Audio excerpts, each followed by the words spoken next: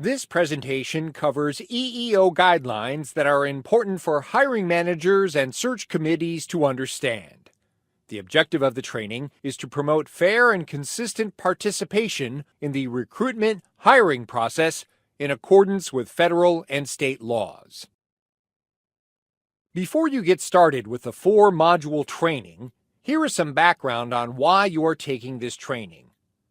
This training has been developed, 1, to comply with federal and state training expectations, and 2, to provide hiring managers and search committee members an understanding of how to legally navigate through the hiring process. As federal contractors, universities must periodically provide training to supervisors on how to avoid unlawful discrimination when making employment decisions. For these reasons, hiring managers and search committees are required to complete the training on a recurring schedule set by each campus. After completion of this training, you should have a solid understanding of how to design and post a job, the interviewing do's and don'ts of the interview process, how to ask questions to find the candidate with the right knowledge, skills, and job fit for the university, and what steps must be taken after the interview has been conducted. Now you are ready to start the navigation process to begin the training.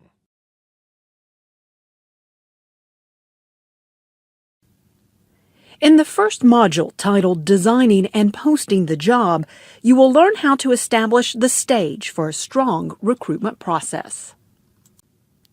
There are 5 questions that are covered in this module.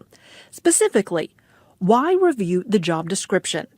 What's important to include and avoid in the job posting? Why cast a wide net? What are the benefits of having a diverse search committee? And how do you avoid implicit bias during the search?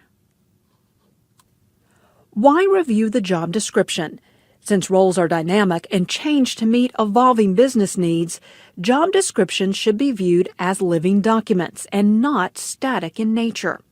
Therefore, you should review the job description to ensure it accurately and clearly reflects what's required to be successful in the position. The 5 areas that are included in the description are competencies, knowledge, skills, and abilities, duties and responsibilities, physical demands, and essential functions, namely those functions necessary to accomplish the purpose of the job. Most importantly, a solidly written job description provides the information needed to write an effective posting. Once the job description has been reviewed, a job posting can be prepared. A well-written job posting is critical to provide candidates with the information they need to determine if they are a good fit for the position and to show our commitment to a diverse workforce. So what is important to include and avoid in the job posting? First, it should provide potential applicants with an honest overview of the job responsibilities.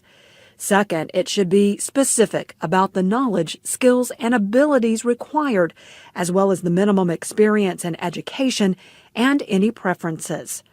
Third, posted criteria must be relevant to the job and avoid use of discriminatory language. Finally, the job posting should include an affirmative action and equal employment opportunity statement, which encourages women, minorities, individuals with disabilities, and protected veterans to apply. Discriminatory language implies, directly or indirectly, that you are not interested in candidates of a certain race, color, religion, national origin, age, sex, gender identity, ability status, veteran status, genetic information, or sexual orientation. A recent article in the Chronicle of Higher Education highlighted the rising use of words like energetic or energy in academic job postings on the Chronicle's website. Stephen Weisenberg notes that the word energetic could be code for "we are going to overwork you for low pay and expect you to do it all with a smile." Or, more likely, discriminatory and code for younger, or at least not older. Examples of inappropriate and potentially discriminatory language include: only U.S. citizens or green card holders may apply. Great opportunity for a student or a stay-at-home mom. Requires a young and energetic person. Recent college graduate. Able-bodied and clean-shaven. After a job posting has been prepared, it should be disseminated in such a manner that the search casts a wide net to reach diverse populations as well as to reach underrepresented job groups. Why cast a wide net? First, to avoid excluding individuals of excellence from underrepresented groups. Secondly, as federal contractors, we have obligations to demonstrate a good faith effort to achieve diversity in our workforce relative to the relevant labor market. And from the U.S. Equal Employment Opportunity Commission and the Office of Federal Contract Compliance Program perspectives, underrepresentation in the areas of gender and race is a significant compliance focus at the federal and state level. Why ensure a diverse search committee? Trying to achieve more diversity in our interview panels is an important step in demonstrating a welcoming and inclusive environment to prospective minority applicants. Also, a diverse search committee helps ensure a diversity of perspectives is provided as input to hiring managers, who ultimately make these hiring decisions.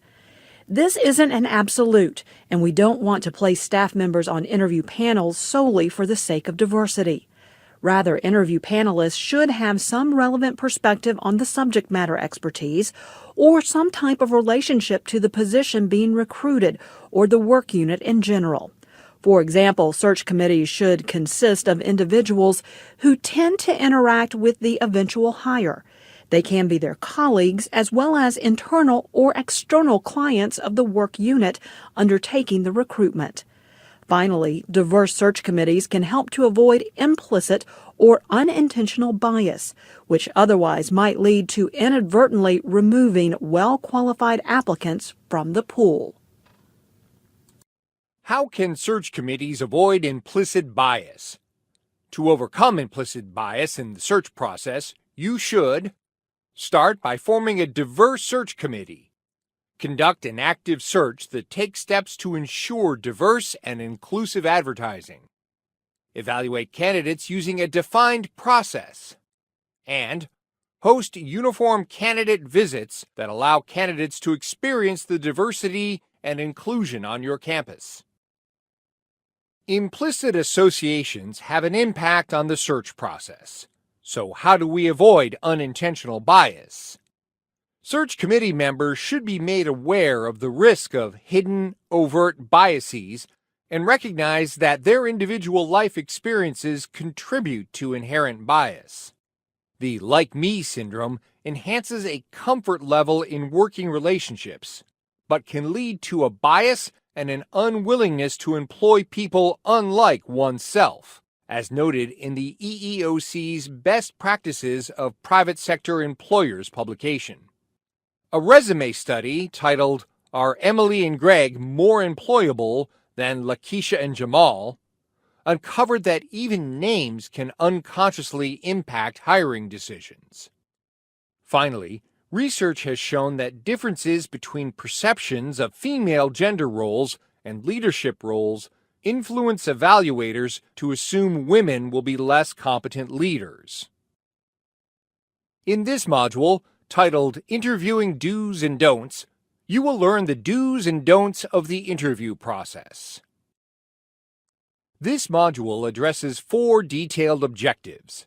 At the end of this module, you should be able to identify the key components of an interview, be aware of what are considered discriminatory questions or topics, learn how to avoid treating applicants unfavorably based on their protected class, understand how an interview question or topic can be considered discrimination to avoid situations that elicit protected information. There are several key components of the interview process. First, before the interview, you will need to prepare a list of job-related interview questions that reflect the requirements listed in the job posting. Interview questions should focus only on understanding the applicant's qualifications for the position and desired work-related characteristics. Asking questions not directly related to an applicant's ability to do the job could be considered discriminatory by the applicant and subjects the university to liability. Second, it's important to ask the same predetermined questions to each applicant. It's okay to rephrase a question or ask a candidate to expand on their response. Third, the university system records retention and disposition schedule requires all notes from interviews and reference checks be retained on all candidates for 3 years. Your HR contact should be the record keeper of these. Specifically, the HR contact retains the application materials for all applicants and all documentation related to the search, including correspondence, resumes, applications, forms, interview notes, search committee charge and roster, policies, and reports. Fourth, you should not use selection criteria that disproportionately exclude certain racial groups. Criteria must be valid predictors of successful job performance and meet the employer's business needs. Any workplace sample or test that a candidate is asked to complete should be vetted through the university's EEO office. And finally, objectively document why the candidate selected is the most qualified, as compared to others considered for the position. Base your justification on the relevant education, experience, and skills and competencies of the selected candidate. There are many laws that govern what cannot be asked during an interview. You should avoid inquiries which directly or indirectly reveal certain characteristics of the applicant that are protected under the following laws. These inquiries could be construed as evidence of discrimination. Age-based questions should generally be avoided according to the Age Discrimination in Employment Act, ADEA. Questions related to religion, national origin, race, color, or sex should be avoided unless justified by some business purpose, according to Title VII. Employers are explicitly prohibited from making pre-offer inquiries about disability, according to Title I of the Americans with Disabilities Act, ADA. The Pregnancy Discrimination Act, PDA, forbids discrimination based on pregnancy when it comes to any aspect of employment, including hiring, promotion, or any other term or condition of employment. Therefore, questions related to pregnancy should be avoided. According to the Genetic Information Non-Disclosure Act of 2008, an employer may never use genetic information to make an employment decision because genetic information is not relevant to an individual's current ability to work. Finally, the Uniform Services Employment and Reemployment Rights Act, USERRA, prohibits employers from discriminating against employees or applicants for employment on the basis of their military status or military obligations. Title I of ADA prohibits pre-offer questions about disability. Next, we'll touch on the laws that provide protections to the applicant. The Age Discrimination in Employment Act prohibits age discrimination against people age 40 or over. In general, any age-based question should be avoided. The EEOC states that discrimination does not merely take place through intentional acts of overt discrimination against individuals, but it can also occur when neutral policies or practices have disproportionate adverse impact on any protected class. Thus, in the case of age discrimination, it is important to understand that disparate impact can occur even if employment policy or practice applies to everyone regardless of age, if it has an adverse impact on employees or applicants age 40 or over, and is not based on a reasonable factor other than age. Therefore, questions related to age, or that can result in determining a candidate's age, should be avoided.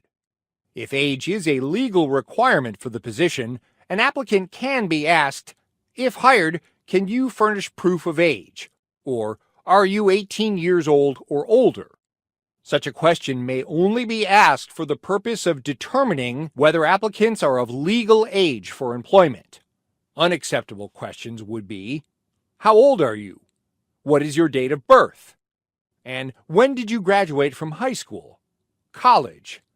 When a candidate is considered a finalist, this information can be gathered to verify education credentials as applicable. Consider this scenario. During an interview, a candidate shares she graduated from a specific university.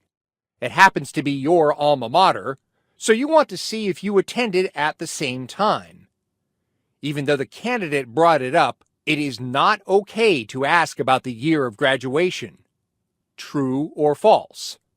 The search committee would not ask this type of question. Human Resources would ask this question when verifying credentials of applicants. Asking applicants what years they attended college and/or what year they graduated from high school does not directly violate the ADEA.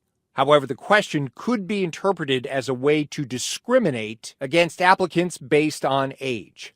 Instead, ask a candidate where they went to school and what degree they obtained. Title VII prohibits workplace discrimination based on affiliation with a particular religious or ethnic group, physical or cultural traits in clothing, perception or belief that a person is a member of a particular racial, national origin, or religious group, and association with a person or organization of a particular religion or ethnicity. For instance, it is illegal to discriminate because of physical, cultural, or linguistic characteristics, such as accent or dress associated with a particular religion, ethnicity, or country of origin. Further, Title VII requires an employer to reasonably accommodate the religious practices of an employee or prospective employee, unless it would create an undue hardship for the employer. What are examples of Title VII discrimination?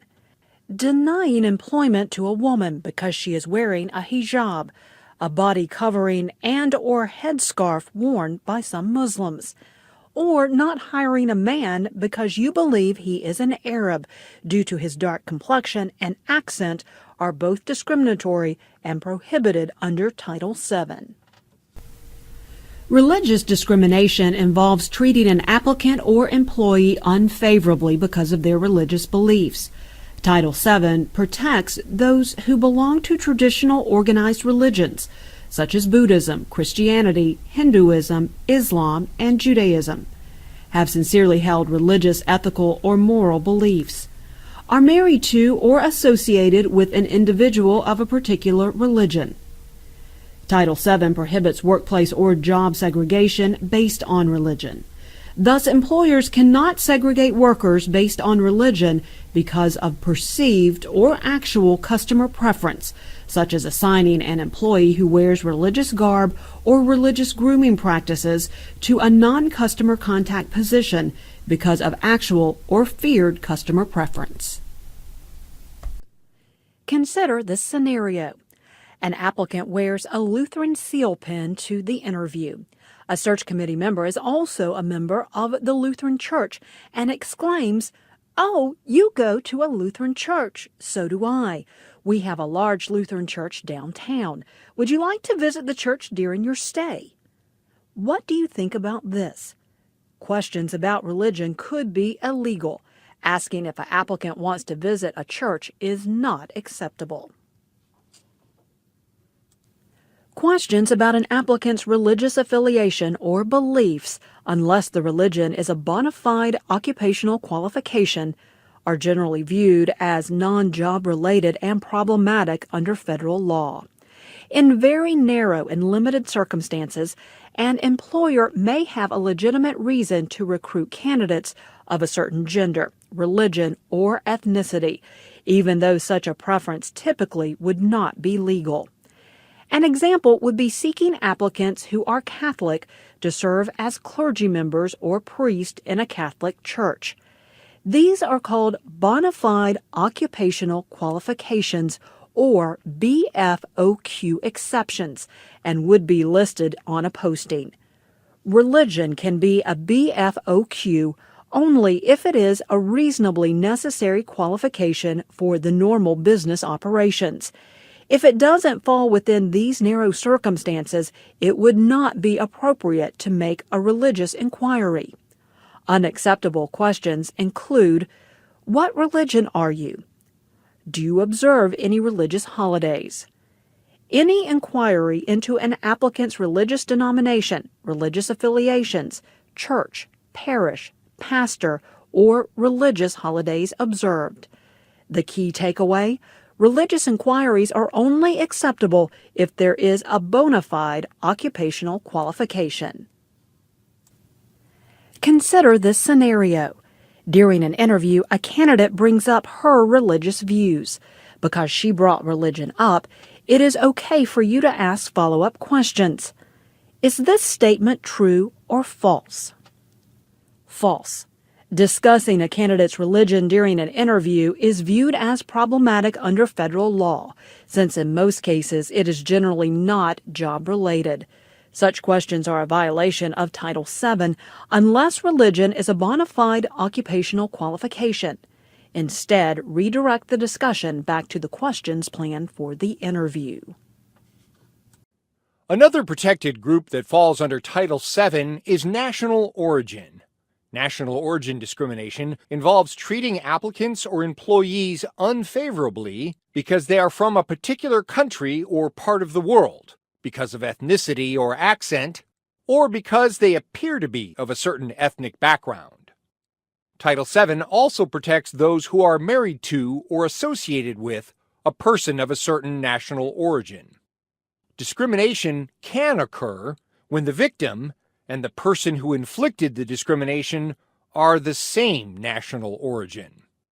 It is illegal to use an employment policy or practice that applies to everyone, regardless of national origin, if it has a negative impact on people of a certain national origin and is not job-related or necessary to the operation of the business. The Immigration Reform and Control Act of 1986, IRCA, makes it illegal for an employer to discriminate with respect to hiring, firing, or recruitment or referral for a fee based upon an individual's citizenship or immigration status. Further, this act prohibits employers from hiring only U.S. citizens or lawful permanent residents unless required to do so by law, regulation, or government contract. Consider this scenario. During an interview, an interviewer is reviewing the candidate's resume and asking questions about information contained on the resume. The interviewer comments, "You indicate on your resume that you are fluent in Spanish. Great. Are you a native Spanish speaker? What do you think about this?" Questions about national origin could be illegal. Asking if the applicant is a native Spanish speaker could be illegal. Asking if the applicant is fluent in Spanish is not illegal. Citizenship requirements may violate Title VII if they have the purpose or effect of discriminating on the basis of national origin. Acceptable questions include: are you fluent in Spanish? What languages do you speak and write fluently, if the job requires additional languages? Are you authorized to work in the United States? Unacceptable questions include: are you a native Spanish speaker? How did you learn to read, write, or speak a foreign language? What country is your family from? How long have you been in the United States? Are you a U.S. citizen? Consider this interview question. This job requires interacting with many Spanish-speaking customers. Are you fluent in Spanish? Is this question acceptable or unacceptable? It is acceptable. Asking applicants if they are fluent in a given language is fine, as long as it is a specific job requirement and the question is asked of all applicants for the job. Consider this scenario. An employer can legally give preference to employing one ethnic group over another if customers express a preference for interacting with members of that group. For instance, Asian customers indicating a preference for working with Asian employees can influence the hiring decision. Is this statement true or false? False. The EEOC prohibits employers from giving preference to employing individuals based on customers' national origin preferences. Here is another scenario. An employer can refuse to hire an applicant whose English is strongly accented if it can be shown that verbal communication is a significant task of the job position. Is this statement true or false? True. An employer can refuse to hire an applicant whose English is strongly accented if it can be shown that verbal communication is an essential job requirement. Consider this national origin employment scenario. Employers can state that U.S. citizenship is a requirement for a job position. Is this statement true or false? False. U.S. citizenship requirement for a job can only be a requirement when required for some federal jobs or federal contractors. Federal law only mandates that an employee have legal status to work in the United States. Title VII also protects individuals based on race and color. Race discrimination involves treating an applicant or employee unfavorably because they are of a certain race or because of personal characteristics associated with race, such as hair texture, skin color, or certain facial features. Color discrimination involves treating someone unfavorably because of skin color complexion. Race color discrimination also can involve treating someone unfavorably because the person is married to or associated with a person of a certain race or color. Discrimination can occur when the victim and the person who inflicted the discrimination are the same race or color. As for previously mentioned protected classes, disparate impact can occur when an employment policy or practice that applies to everyone, regardless of race or color, has a negative impact on the employment of people of a particular race or color, and is not job-related and necessary to the operation of the business. Consider another scenario. Melanie, a brown-complexioned Latina, works as a sales clerk for a major department store. She applies for a promotion to be the counter manager for a major line of beauty products, but the employer denies her the promotion because the vendor prefers a light-skinned representative to manage its product line at this particular location. What do you think about this? EEOC states the employer has unlawfully discriminated on the basis of color in this color-based employment decision. Consider this caregiver scenario. You are interviewing an applicant for a job position that requires long hours. It is okay to ask about outside obligations that could possibly interfere with completing the hours required. Is this statement true or false? It is a true statement. Asking about outside obligations interfering with an applicant's ability to perform the job requirements is acceptable. If such a question is asked, it must be asked of all candidates. Consider this scenario. Management implements a no-beard employment policy that applies to all workers. What do you think about this? Even though the policy was implemented without regard to race, it may still be unlawful if it is not job-related and has a negative impact on the employment of African American men, who have a predisposition to a skin condition that causes severe shaving bumps. Everyone is protected from race and color discrimination. There are no acceptable questions on race or color during an interview. Therefore, any question related to complexion or color of skin is unacceptable. Questions such as, "What is your race?" or "Do you or your spouse belong to a minority group?" or "What is the race or nationality of your spouse?" are unacceptable. Title VII also protects employees from being discriminated against based on sex. Sex discrimination involves treating an applicant or employee unfavorably because of their sex.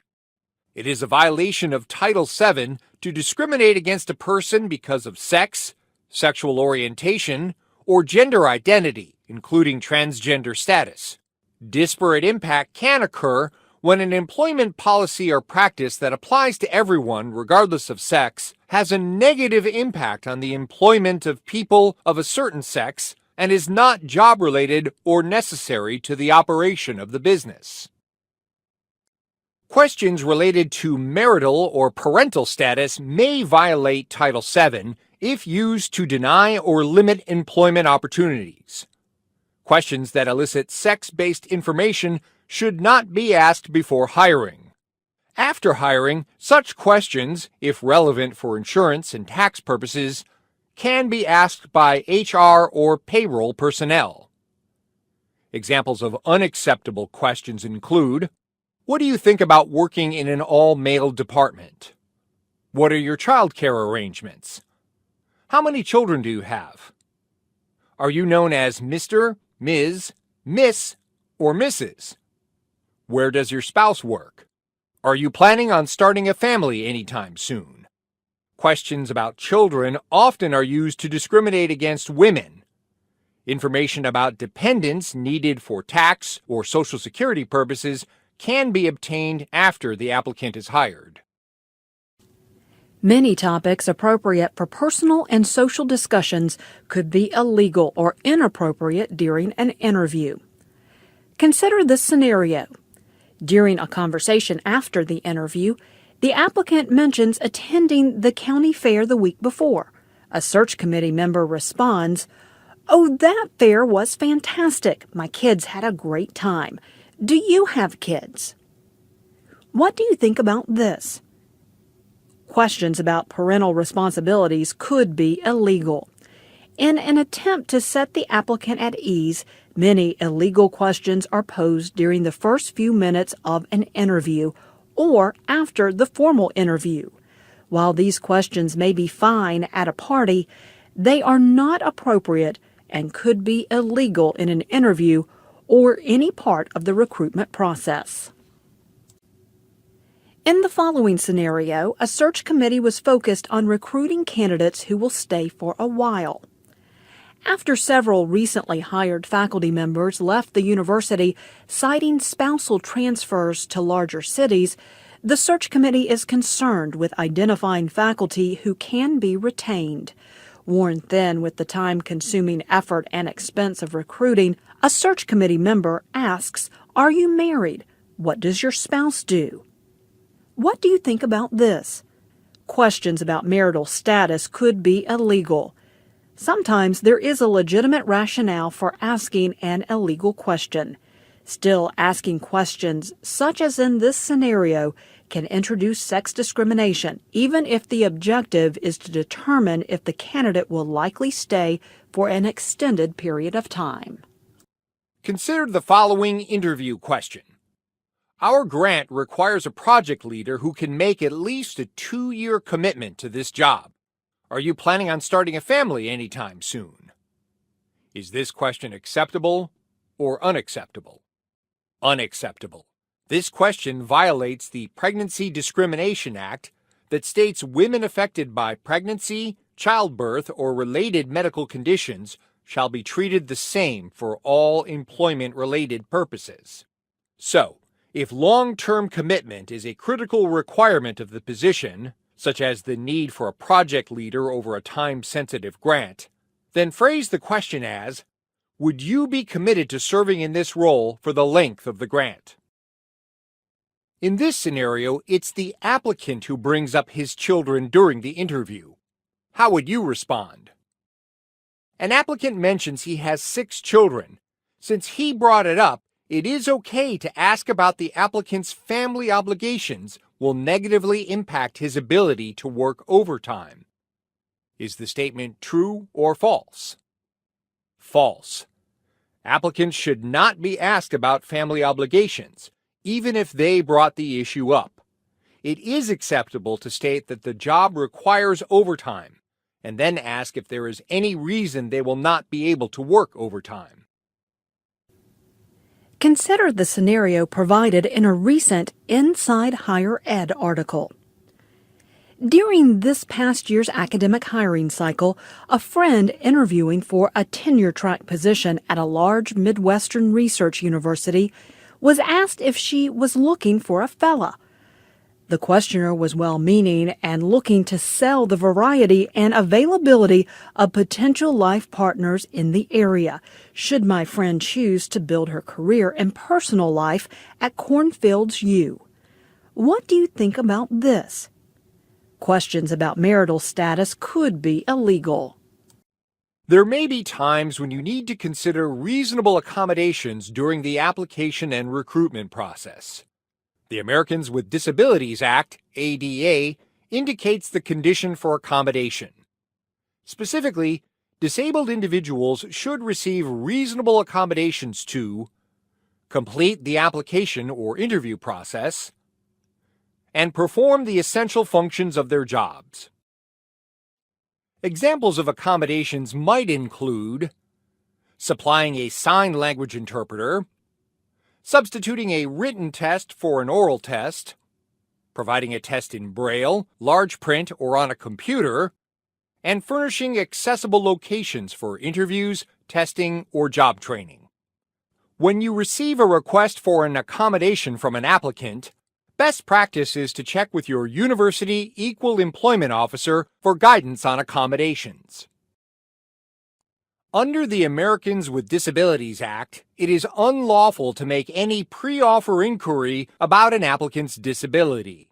Do not ask disability-related inquiries, such as whether the applicant has physical or mental disabilities, present or past physical or mental health treatment, and present or past use of medication. During the interview process, the interviewer should take special care to avoid the questions that could be considered discrimination against people with disabilities. No question should be asked about the applicant's record of disability or treatment at the pre-offer state. If asked of all candidates, acceptable questions include: are you able to perform the essential functions of the job, with or without accommodation? Can you meet the requirements of the unit's work hours, overtime work, and attendance policies? Unacceptable questions include: do you have a disability? What is the nature or severity of your disability? How many days were you sick during your last job? Will you need time off for medical treatments or for other reasons associated with your disability? Have you ever filed a workman's compensation claim or suffered a disabling injury in a previous job? Consider this disability question scenario. You can ask a disabled candidate if the disabilities will interfere with successful performance of the job duties. Is this statement true or false?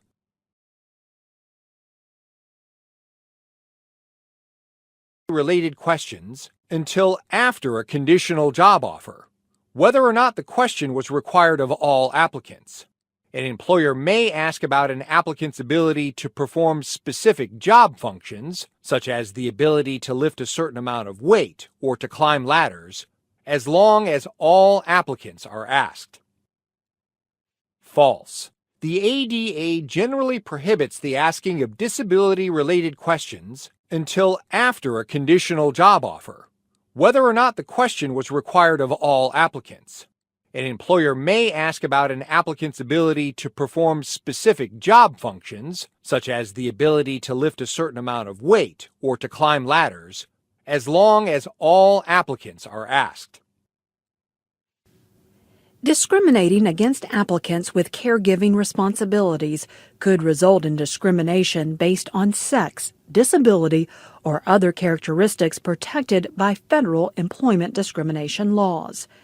Questions should focus only on the applicant's qualification for the job in question. Do not ask questions about the applicant's children, any plans to start a family, pregnancy, or other caregiving-related issues during the interview. Job-related qualification standards should be developed that reflect the duties, functions, and competencies of the position, while minimizing the potential for gender stereotyping or other unlawful discrimination. These standards should be consistently applied in the employment decision process. When comparing applicants' work histories for hiring or promotional purposes, focus on work experience and accomplishments and give the same weight to cumulative relevant experience that would be given to workers with uninterrupted service. Next, we'll look at 4 different responses to a caregiver scenario that starts with the same basic facts, and we'll look at whether the responses are appropriate or inappropriate. In the first scenario, Employer A posts a job opening for a marketing director. The position requires frequent interaction with company executives, marketing staff, and external vendors. Alexis and David apply for the position. Both have extensive marketing experience. However, Alexis is the primary caregiver for her elderly father, who has Alzheimer's disease, and requests to work from home part-time, while David is available to work on-site full-time. In this case, Employer A selects Alexis for the position based on her familiarity with many of the top vendors in the industry, noting that she can communicate with relevant parties via phone and email on the days that she is not in the office. What do you think about this? In this situation, Employer A evaluated both candidates and made the selection decision based on specific job-related criteria. Consider the previous caregiver scenario with a different employer decision. The facts are the same as the previous caregiver scenario, which was Employer A posts a job opening for a marketing director that requires frequent interaction with company executives, marketing staff, and external vendors. Alexis and David apply for the position. Both have extensive marketing experience. However, Alexis is the primary caregiver for her elderly father, who has Alzheimer's disease, and requests to work from home part-time, while David is available to work on-site full-time.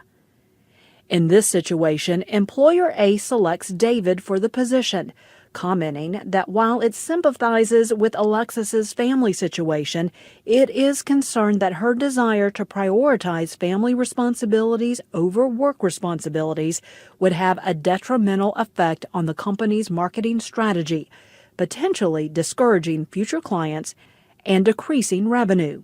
What do you think about this? Employer A should not have based its selection decision on Alexis's caregiving responsibilities. Consider a slightly different caregiver scenario. Employer B posts a customer service manager position. Joanne and Tim apply. Both have approximately 3 years of customer service experience.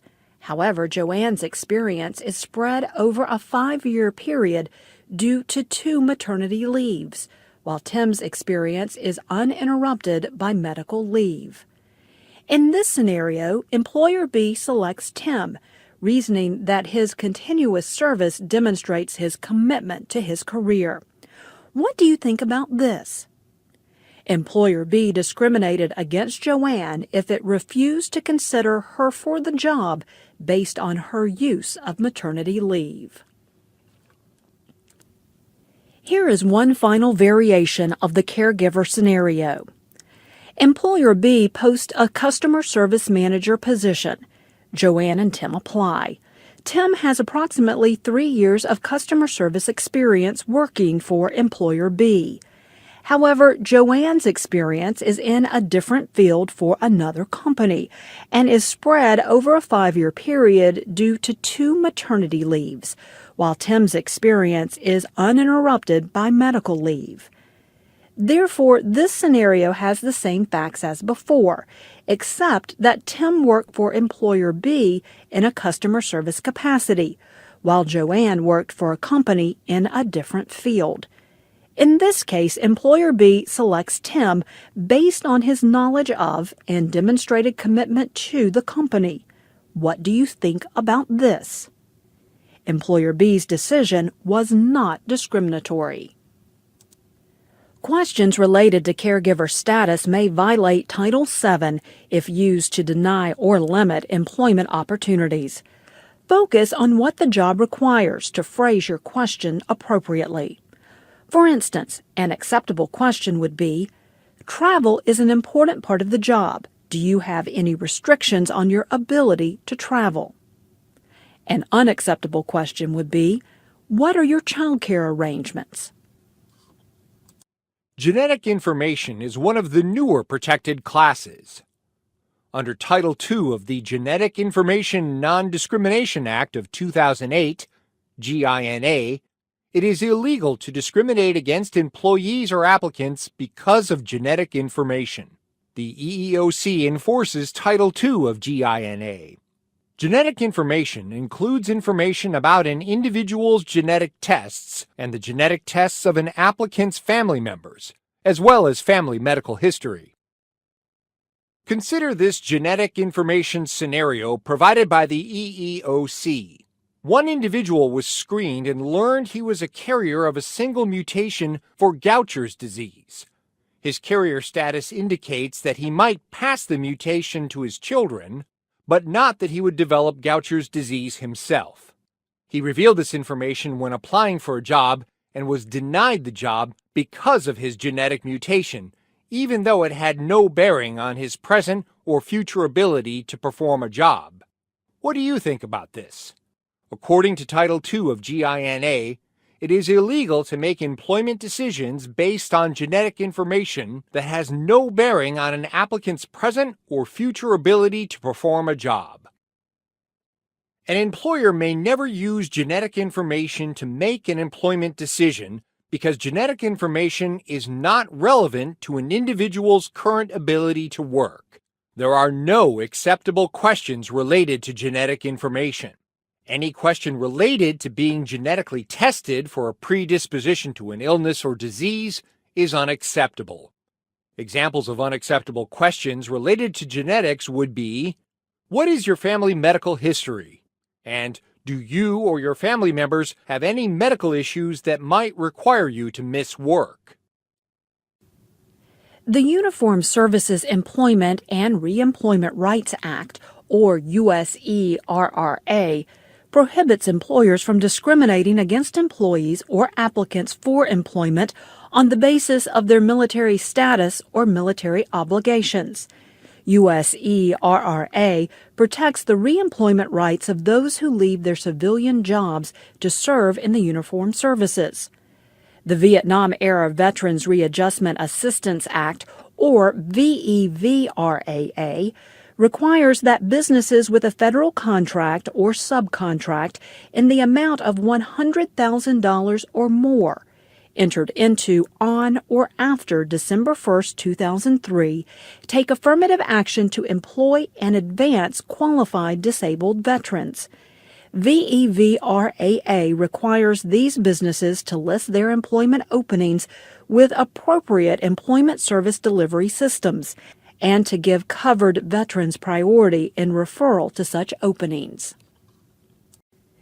It is illegal to treat an applicant or employee unfavorably in all aspects of employment because of a disability, a history of having a disability, or because the employer regards the applicant as having a disability.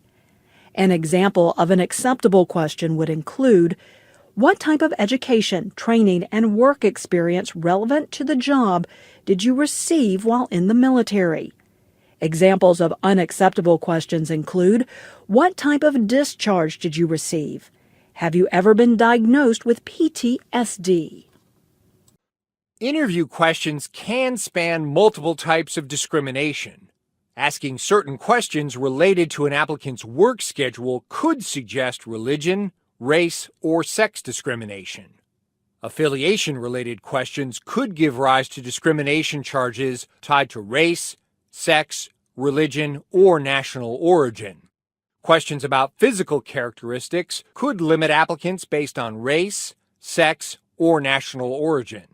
In addition, background checks could limit employment based on race or sex. Title VII requires that questions related to work schedules, attendance, and reliability must be job-related. Oftentimes, these questions may introduce race, religion, or sex discrimination. An acceptable question would be, this job requires someone who can work 8 to 5, Monday through Friday. Are you available to work these hours and days? An unacceptable question would be, what religion are you? Even a question such as, are you available to work on weekends, would be unacceptable unless indicated on the job posting as a business necessity. Asking if an applicant is available to work on weekends when it is not a job necessity could discourage candidates from religions that prohibit working on Friday nights, Saturdays, or Sundays. If there is a business necessity, the employer is required to make a reasonable effort to accommodate the applicant's religious practices. Be careful about asking questions related to affiliation that could be construed as racial, sex, religion, or national origin discrimination. Consider this scenario. During an interview, an interviewer is reviewing the candidate's resume and asking questions about information contained on the resume. The interviewer remarks, "You have listed on your resume Vice President, Asian Student Association. We have a growing Asian community in our city. What country is your family from? How long has your family been in the United States?" Once again, this is a case when an interviewer asked multiple questions that were inappropriate. Questions about ethnicity or national origin could be illegal. It would have been appropriate to ask about leadership skills developed as Vice President of the Asian Student Association. Physical characteristics inquiries can also be problematic. Minimum height and weight requirements are unlawful if they screen out a disproportionate number of minority group individuals or women without a bona fide occupational requirement. An example of an acceptable question would be, this job requires the ability to lift a specific weight. Are you able to lift a 50-pound weight and carry it 100 yards? It is unacceptable to ask questions about height, weight, impairment, or other physical data not related to the job. Minimum height or weight requirements that are not essential to job performance could rule out disproportionately minority groups, such as those of Hispanic or Asian descent, and women. Further, a recent court ruling found that morbid obesity is an impairment and may be a disability under the ADA. Except for certain restrictions related to medical and genetic information, it is not illegal for an employer to require a background check. Consistency is key. Everyone must be treated equally, and medical questions cannot be asked. Questions related to credit record, home or car ownership, and charge accounts are almost always unrelated to job performance. Ask questions relevant to the job, such as, what professional organizations or trade groups do you belong to relevant to your ability to perform this job? Unacceptable questions include, do you own your own home? Have you ever declared bankruptcy? What clubs, societies, and lodges do you belong to? Is the following background check statement true or false? If a candidate will be required to undergo a background check, the university must inform them that it is a requirement. The statement is true. EEOC requires job candidates to be informed if checks will be conducted on them. The university must obtain the candidate's written consent before getting the report. Here's another background check scenario. The company can rescind a job offer that was extended conditional upon a clean background check when a poor background check is uncovered. Is this a true or false statement? The answer is true. Employers can make a conditional job offer while stipulating that the offer is subject to a clean background check. Best practice is to avoid extending conditional offers. Instead, wait for a clear background check. If there is a delay in processing credentials, a conditional offer might be acceptable. Consider this background check interview question. This job requires the individual to handle large sums of cash. Have you ever been arrested for embezzlement? Is the question acceptable or unacceptable? The question is unacceptable. Courts have generally ruled supervisors cannot ask questions about arrest records to determine whether a candidate is fit for the job. Employers can use convictions obtained in a background check as a factor if they relate to job duties such as handling money. To wrap up, there are several key points to remember when interviewing. Interview questions should reflect the requirements listed in the job posting. Ask the same predetermined questions to each applicant. Objectively document why the selected candidate is the most qualified based on relevant education, experience, and competencies. Do not ask questions that directly or indirectly inquire about an individual's protected class status or that are not job-related. Avoid inquiring about a candidate's age, gender, ability, race, sexual orientation, marital status, national origin, religion, finances, military discharge, union involvement, and workers' comp claims. If candidates offer protected information voluntarily, redirect the conversation away from the topics, and do not consider the information when evaluating the candidate. In this module titled Behavioral Questions, you will learn how to ask questions to find the candidate with the right knowledge, skills, and job fit for the university. There are 2 learning objectives in this module: to understand what behavioral-based interviewing is, and to learn how to ask a behavioral-based interview question. What is behavioral-based interviewing? Behavioral interviewing requires candidates to respond with specific examples of past experiences, rather than generalized responses. Past performance is the most accurate predictor of future performance. The framework for behavior-based questions requires the applicant to respond by describing the situation, task, action, result. Behavioral interviews are founded on the belief that past performance is the best predictor of future performance. Questions are designed to uncover the extent to which a candidate possesses key characteristics and competencies essential for effective job performance. Behavioral questions often begin with, "Tell me about a time when," "Describe a situation," or "Give me an example of." Some areas where behavioral questions are used include relationship building, communication, team experience, organization, problem solving, leadership, innovation, performance management, and diversity. At the end of this training, you will find links to resources that include a handout that expands on using behavioral-based interview questions. Next, we will consider example questions that could be asked to assess candidates in each of these areas.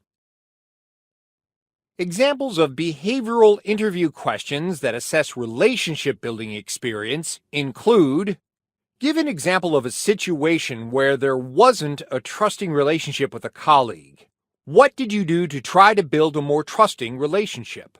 What was the outcome? How would you coach someone on building trust? Describe a time when you built rapport quickly with someone under adverse conditions. Behavioral interview questions that assess communication experience include, tell about a time when you felt you had not communicated well. How did you correct the situation? Describe a time when you had to sell an idea to a group. What approach did you use? What was the outcome? Tell about a time you encountered resistance when implementing a new policy. How did you handle it? What was the outcome? Describe your methods for keeping your supervisor advised of the status on projects. To assess team experience, you could ask any of the following behavioral interview questions. Share an example of a successful team experience from your previous job. Tell about a time when you experienced an unpleasant teamwork situation. How did you manage the situation?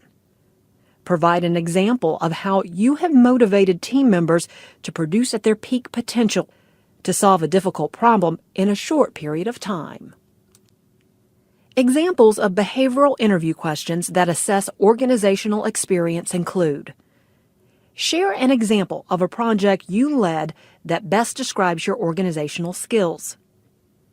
Describe how you would manage a reorganization of departments in the face of significant budget cuts. Tell of a time when you had to manage multiple projects within tight deadlines. Explain the most difficult aspect of that situation. How did you manage it? Behavioral interview questions that assess problem-solving experience include: describe the most challenging decision you had to make in the past year. What made it challenging? How did you solve it? Describe a situation where your best efforts did not produce the desired result.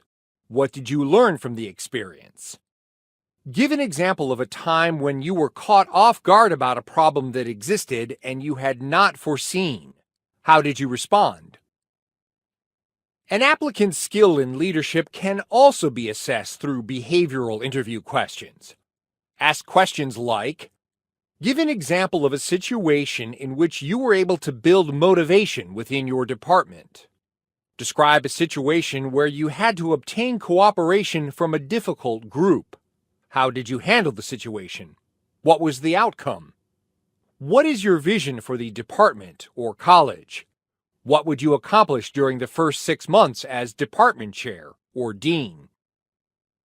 Examples of behavioral interview questions that assess innovative experience include: describe a problem you solved using an unusual or unique approach. What was the outcome? Describe a situation which required you to develop an innovative approach. How did you develop the approach? Who was involved? Give an example of a time when you had to take a risk to achieve a goal. What was the outcome? Effective performance management skills are necessary for supervisor positions. Examples of behavioral interview questions that assess an applicant's performance management skills include: give an example of how you have successfully empowered faculty to increase research productivity. Describe a difficult performance review you had to provide. What was the development plan you devised to help the staff member improve performance? What was the outcome? What have you done to develop the skills of your staff? The university embraces diversity and inclusion in its workforce. Examples of behavioral interview questions that assess diversity include: what have you done in your current position to create an environment where the sharing of differences is encouraged and valued?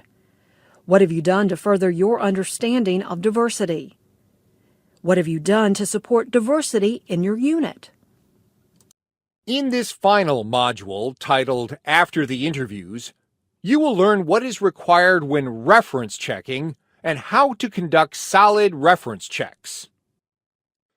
There are 5 detailed learning objectives covered in this module. Understand what's required to initiate a reference check. What steps should you take to conduct a solid, legally defensible reference check?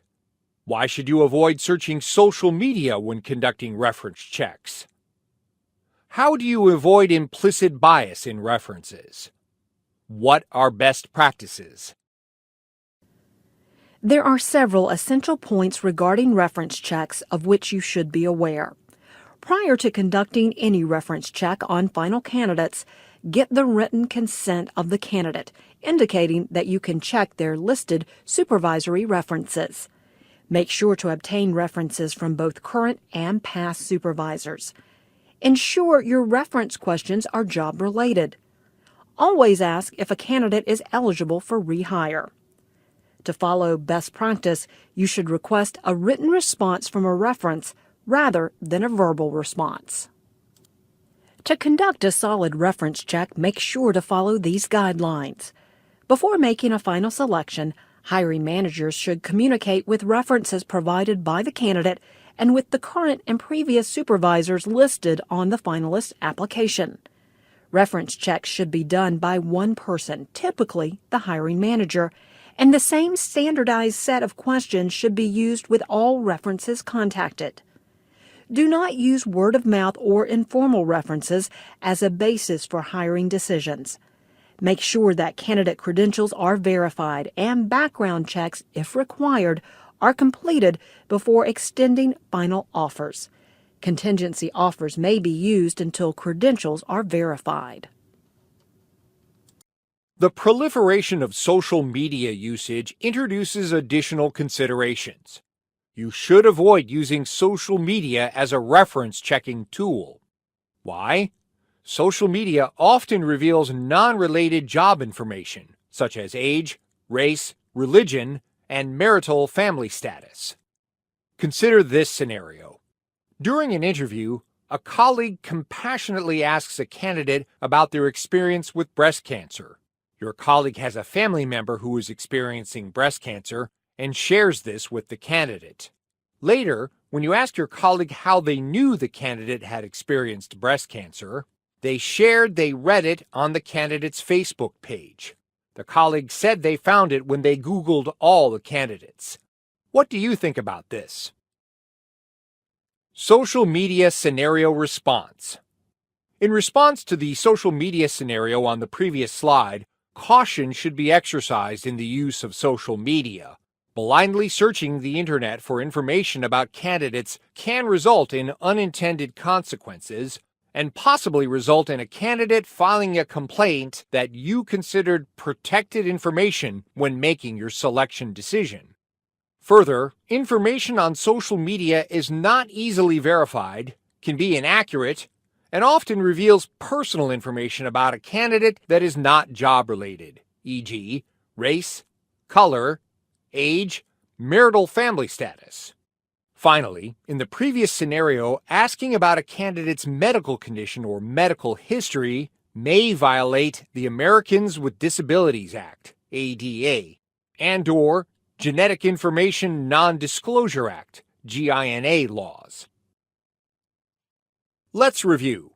Is the following statement true or false? It is illegal to use information gathered from a candidate's social media postings to make hiring decisions. It is false. While strongly discouraged as a means of reference checking, searching for information in general access postings is not illegal. The risk with turning to social media is discovering information related to a person's race, gender, national origin, religion, age, disability, or genetic info.